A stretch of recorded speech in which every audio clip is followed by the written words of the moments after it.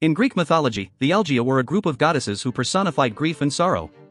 They were the daughters of Eris, the goddess of discord, and were often associated with other spirits of misery and sadness. One of the Algea, Oizys, was the milder spirit of misery and sadness. She was often depicted as a sorrowful woman, mourning the pain and suffering in the world.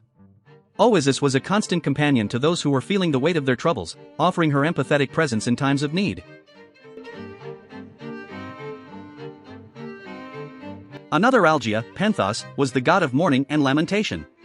He was often invoked by those who were grieving the loss of a loved one, or lamenting over a tragic event. Penthos was said to bring comfort to those who were mourning, allowing them to express their sorrow and find solace in their grief.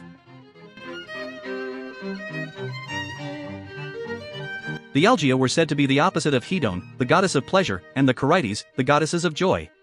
While Hedone and the Kharites brought happiness and delight to the world, the Algea represented the darker side of human emotion, reminding mortals of the inevitable pain and suffering that came with life. Despite their somber nature, the Algea played an important role in the lives of the ancient Greeks. They served as a reminder that grief and sorrow were a natural part of the human experience, and that it was okay to mourn and express sadness in the face of tragedy. In Greek mythology, the Algea were not worshipped in the same way as other gods and goddesses. Instead, they were invoked in times of need, when mortals were experiencing deep sorrow and grief. In art and literature, the Algea were often depicted as sorrowful figures, draped in mourning attire and surrounded by symbols of grief and sadness. They were a powerful reminder of the fragility of human life, and the inevitability of pain and suffering.